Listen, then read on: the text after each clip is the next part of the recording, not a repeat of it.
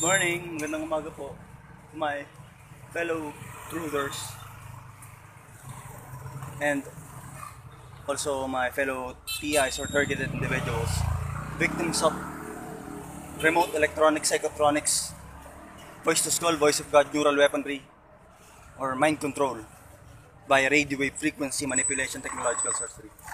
I'm here currently at the Pacheco extension, Pacheco Franco Street, Pacheco Franco extension or crossing, Tondo, Manila, Philippines. Andito po ako ngayon mga fellow truthers. Dala ko po itong hard copy ng detailed, documented scientific facts and evidences to prove beyond any reasonable doubt that this COVID-19 or lalo na po itong contagious viruses from germ theory ni Dr. Louis Pasteur in its entirety is a worldwide medical fraud. Scam po ito. Napakadami na pong pinatay nitong mainstream medicine ito. Patay minus. Ito pong maling katuruan sa kalusugan na nagmula po sa germ theory ni Dr. Louis Pasteur 100 years ago. Marami na pong pinatay ito kaysa sa gera, statistically, historically speaking. Salamat po sa Diyos sa napakabuting pagkakataong ito. Muli po magandang umaga po sa mga kababayan natin, sa kapwa-tao po natin nakakapanood itong video na ito. Dala ko na po itong documents. Nagtatanong-tanong na po ako. Lumalakad na rin po ako sa awa tulong po ng Diyos habang may buhay. Tapos po tayo ay binibigyan ng Diyos. Hard copy. Sana ganito rin po ang gawin ninyo. Documents, scientific evidences to prove na ito nga po yung vaccines, about vaccines, 5G, genocide towers, 5G killer towers, and its direct connection to this financial system of the mark of the beast technology, digital financial system of the mark of the beast technology. That was foretold thousands of years ago by John the Apostle, ng apostol po ng Panginoong Jesucristo. Salamat po sa Diyos, mga saksing buhay tayo. Nagaganap po ito. Ngayon buhay, medyo bukas po ang pineal gland ko. Salamat po sa Diyos. Na araw-araw po talaga, wala po akong masyadong naaalala. Mental fog po ang ini-induce sa utak ko. Kagaya po ng ginagawa sa karamihan hundreds of thousands of targeted individuals around the world. Kagaya po ng ginagawa sa mga iba rin pong kapwa-tao, kagaya ko po na TI, pakisearch niyo po. Please lang po, alang-alang po. Yung kung ano po ang ginagawa sa aming pagtutorture sa isip namin mga TIs, nitong mga Vatican Jesuit-owned CIA, NSA, NASA, DARPA, CERN, magkakaugnay po kasi ito eh. Ang mga ginagawa po nila sa aming mga TIs na paglaro sa isip namin, and mental torture, mental, physical, emotional, spiritual tortures na ginagawa po sa amin, matindi po. Search nyo po, pakisearch nyo po, research nyo. TI, Targeted Individuals, or V2K, Voice to Skull, Synthetic Telepathy. Ang host po nun, kung hindi po ako nagkakamali, if my memory serves me right, ano po siya eh. Dati po siyang senator, former senator and wrestler, WWE wrestler. Nakalimutan ko po. Basta ano na lang po. Ang si-search niyo po na keywords. For example, number 1 po, yun nga po. Synthetic telepathy, voice to skull, neural weaponry. Tapos yung nakapagpapababa naman po sila ng apoy mula sa langit. Kagaya po nung nasa Apocalypse sa Bible Revelations, yun pong DEW or Directed Energy Weapons. Directed energy po yun. Directed energy electronic microwave weaponry. Via radio wave frequency manipulation. Yun po yung same technology na ginagamit nila for weather control and mind control. Same lang po yun. Weather control and mind control technologies both uses radio wave frequency manipulation, technological sorcery, panggagaway, fallen angels technology, as in the days of Noah. Sana po paki-research nyo. Ano pa po pala, yung technology po nila na yun, gumagamit po yun ng chemtrails, plus quantum D-wave, artificial general intelligence supercomputers, plus Gwen Towers, ano po yun, telecommunications towers, 4G, 5G, lalo na po yung 5G ito pong tinatayo ngayon na na new telecoms. Wala pong idea talaga, wala pong alam-alam ang kapwa-tao natin na doon sila papatay ng satanic cabal. Yung ginawa po sa Wuhan, China na pinatay nila ang kapwa-tao natin using 5G, 60 GHz. Inactivate po nila yun. Kaya nagbabagsakan po talaga, patay on the spot yung mga kapwa natin. Ulit-ulitin ko po yun. Yun po ang balak nilang gawin worldwide. Kaya po tignan nyo, itong Trojan horse nila na coronavirus. Ano po, Trojan horse, meaning ang ibig sabihin po ng Trojan horse, ano lang po nila ito, yung smoke screen o panggulo lang po nila para ipasok po nila talaga yung main weapons po nila, which are, yun nga po, 5G, genocide towers, mass toxic vaccinations, and all these unconstitutional, unlawful health restrictions that are imposed on us. Illogical, unconstitutional, and at the same time, ano po ito, yung based on false science, and are lalahatin ko po, extreme health hazards. Bakit ko po nasabi? For example, sa ano pa lang po, sa mask pa lang po, nagkokos po yan nag-i-induce po yan ng hypoxia and hypercapnia. Ang number one cause po, or mas mabuting istawid ko po sa inyo sa parang na ganito, noong 1923 po, isa pong German, kung di po ako nagkakamali, si Dr. Otto Heinrich Warburg, ang nakadiscover po ng the root causes of all cancer, which are the two basic human physical conditions for cancer nga po. Those are, number one, hypoxia, oxygen deprivation po yun, meaning kakulangan po ng oxygen sa dugo at sa utak. Number two, hypercapnia. Hypercapnia meaning po carbon dioxide toxicity. Ay, mali po. Sa mask po pala yun. Yung hypoxia and acidosis. Parehas po yun, oxygen deprivation po. Ano po bang ini-induce ng mask? Di po ba oxygen deprivation at the same time? Oxygen deprivation kukulangan na po kayo ng oxygen sa dugo at sa utak na magkokos ng all kinds of different diseases. Number one, irreparable, hindi nyo na magagamot na or hindi nyo na po mabaliktad na brain damage. Irreparable brain damage. Number two, pasensya na po kasi sa mata ko, kung malikot po kasi medyo nilalabanan ko po yung voice to skull and synthetic telepathy. Kaya parang sabog po yung mata ko. Adapted ko na lang po kasi nga po, ginawa tayo ng Diyos na adaptable organism, tulong po ng Diyos, ganun po ang karunungan ng Diyos sa lahat ng bagay. Nakita niyo po, artificial mind control ng tao, wala pong kabuluhan. Pag na-adapt na po ng Diyos, although mahirap po, paki-ano nyo po, paki-research nyo po. Nasaan na po ba tayo? Masks causes different kinds of diseases and ultimately, cancer. Tandaan nyo po yun mask causes cancer on the long run. Di po ba, cancer, brain damage, irreparable brain damage, cancer, and then, mental fog na naman po ako.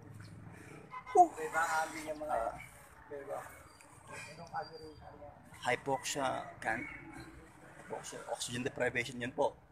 Kulang ng oxygen sa dugo, sa utak, sa mga internal organs. Kaya magkukos din po yun ng organ damage.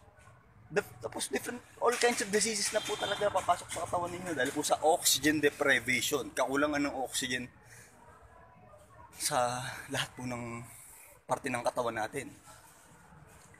Ano po ako ng mind control talaga, nahihirapan po ako. Again, this is Brother Alexis Bonaventura from Tondo, Manila, Philippines, TI. It is December 4, 2020, Friday, at exactly 8:58 a.m. If I'm not mistaken, I started talking or recording this video 8:50 a.m.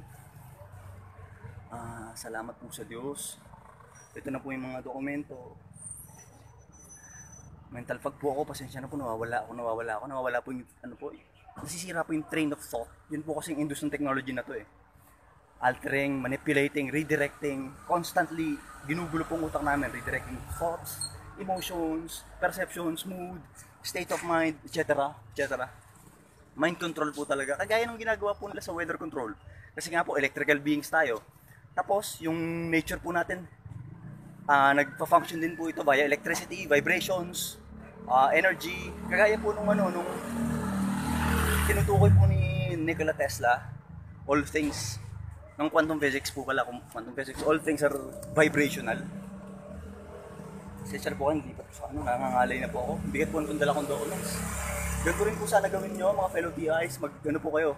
Mag-print na po kayo ng mga hard copies ng mga documents kasi mabubura po yan. Tsaka kapag kinakailangan na pong i-present yan sa mga authorities na matitigas ang ulo tsaka binulog na rin po ng mind control, kailangan nyo po ng, for example, official documents. Talking about common law, na hindi kayo maaaring persin based on perception nila o assumptions nila o salita lang ng kung sino pa man po, kinakailangan. Constitutional po yan, naaayon sa Magna Carta. Common law, law of the land, which is the supreme law, the law that was derived from the law of God, from the Ten Commandments, of course, etc. etc. Pasensya na po, magulo na po utak ko. Nasaan na po ba tayo kanina? Nawala po kasi train of thought ko talaga kanina sa voice to school Nanginginig po ang utak ko talaga. Masks, yun po, all these unlawful, unconstitutional restrictions that are all health hazards and are all based on false science. Yung theory of virology nila, theory of contagious viruses, yung germ theory po nila na false science ni Dr. Louis Pasteur na isang scammer, isang falsifier, na yun po mismo ang pinagbabatayan ng mainstream medicine natin ngayon as a whole, in its entirety. Western mainstream conventional modern medicine, aka allopathic medicine, from germ theory is a false science. Ay, salamat po sa Diyos. Sana makarating po sa inyo sa oras. At saka, kilusin po nawa kayo ng Espiritu ng Diyos sa paggawa. Yung goal po natin na maalaman po ng as much as possible or nasa lahat po, makarating po ang lahat ng impormasyon natin sa lahat ng kapwa natin worldwide. Kawawa po yung nasa US, lumalaban po talaga sila. Kasi po ang ginagawa, deliberate disinformation po talaga Deliberate disinformation po talaga Deception and manipulation for total control. Sana po ba? Mental pagagay ng masks, social distancing, social distancing that causes fear,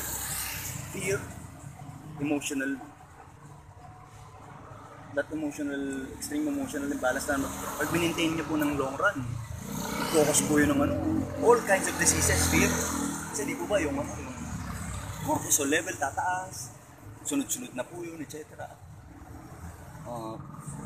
Do not go outside, din po, fear. Tapos manghihina po yung pangatawan nyo dahil hindi kayo nakakapaglakad-lakad hindi nyo na appreciate yung kagandahan ng buhay.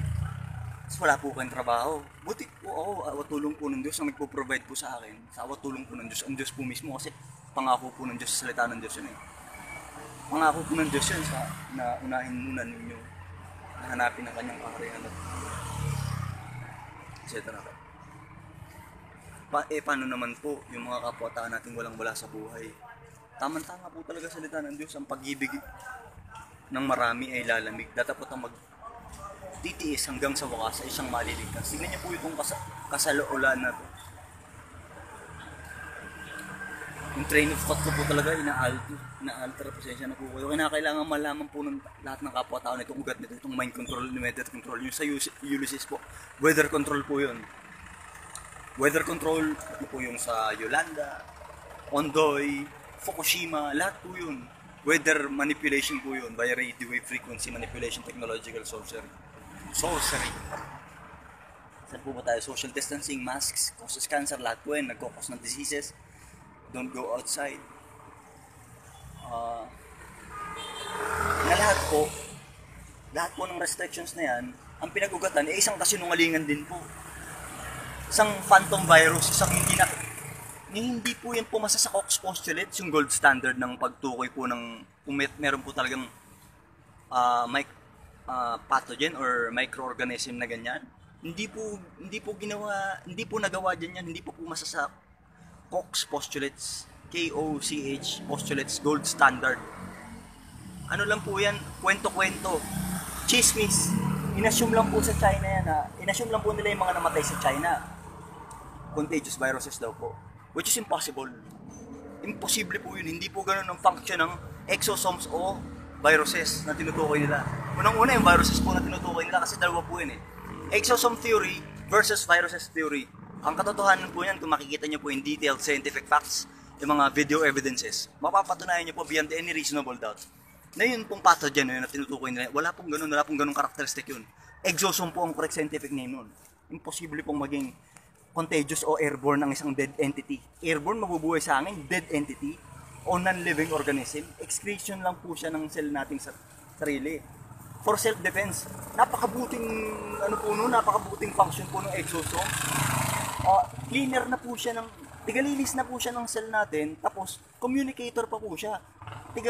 Messenger ng cell-to-cell messenger po siya na anong gagawin ng ibang cells natin sa nakapasok na toxicity or environmental poison na yun.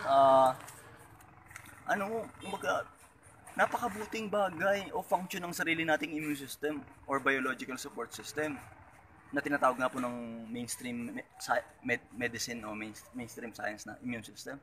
Napakabuti po. Pero sa turo nila, dahil sa maling katuruan po nila, sumasama po ang viruses o exosomes. Tapos tingnan niyo po, di lumalabas po kung sa batas po ng tao yan.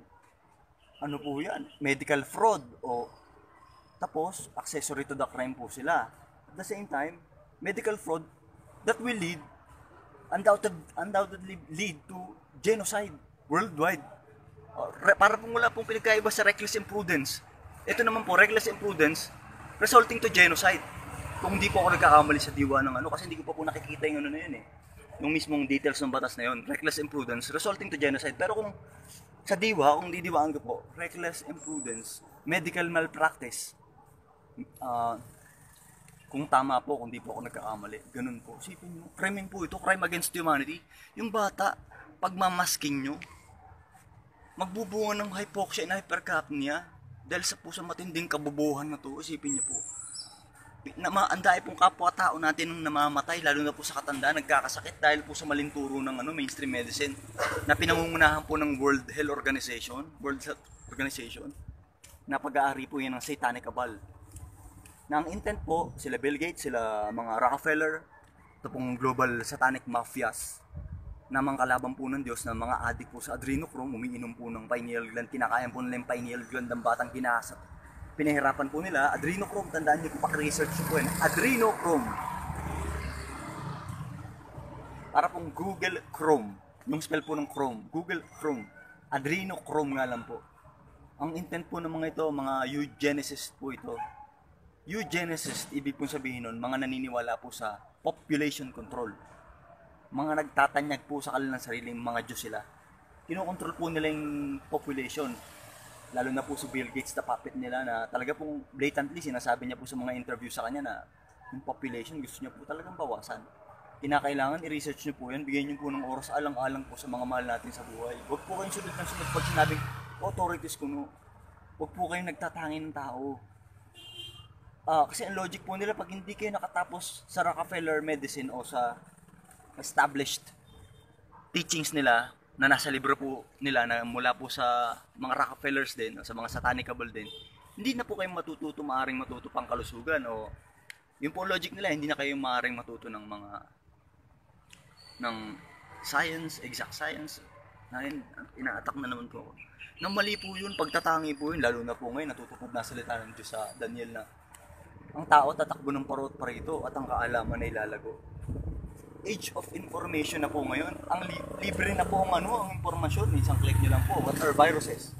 What are exosomes? Isang click nyo lang po sa Google.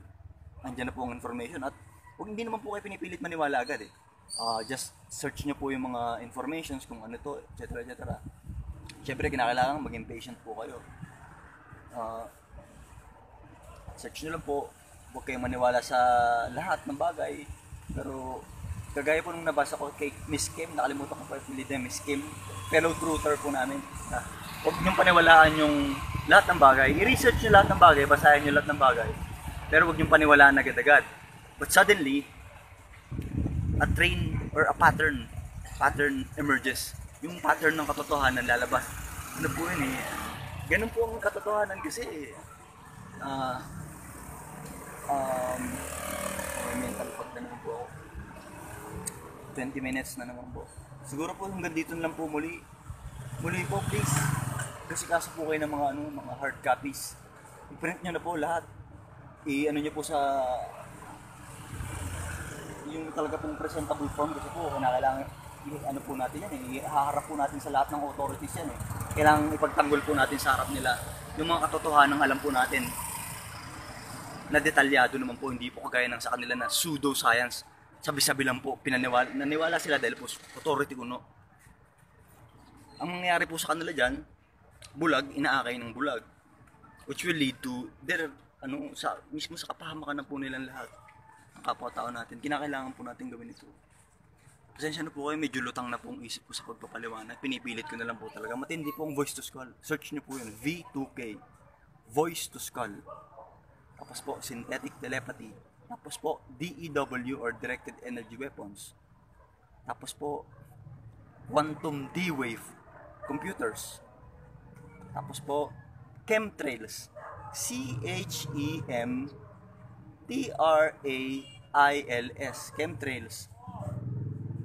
Tapos po, Dr. Stefan Langa. Nanalo po siya sa German Federal Supreme Court noong 2016. That missile virus do not exist. Isipin niyo po yun. Matinding kasinungalingan. Tapos po, napatunayan din po niya na HIV or contagious viruses, lahat na po, Ebola, HIV, Zika, etc. Contagious viruses na tinutukoy ng mainstream medicine, mainstream science. Hindi po nag-i-exist ang contagious viruses. The truth about contagion is, kagaya nung sinabi ko po sa ibang video ko, na nalaman ko po sa kaibigan natin na si Ryan Gutierrez from Cebu City, na sana loobin po ng Diyos, makita na rin po natin siya sa mainstream. Si Ryan Gutierrez from Cebu City. Ang katotohanan po sa contagion is, on the quantum level na, sympathetic vibratory contagion. Contagion on frequency, on vibrations, kasi nga po electrical beings tayo, on the purest form. Electrical beings, vibrationals. Kasi dalawa po eh. Biologically dead, biologically alive. Pero lahat po ng bagay, when it comes to quantum physics, are all, lahat po yan buhay in terms of vibrations. All things are alive, vibrationally alive. Quantum physics po yun. The purest form. Ibang na po ng science yun. Hindi ko lang po madidetalyan ngayon kasi maikli na po yung oras. Salamat po sa Diyos muli sa napakabuting pagkakataong ito na medyo malinaw-linaw po ang isip ko. Ito po muli ako. Patid na Alexis Bonaventura. Nag-ano na po,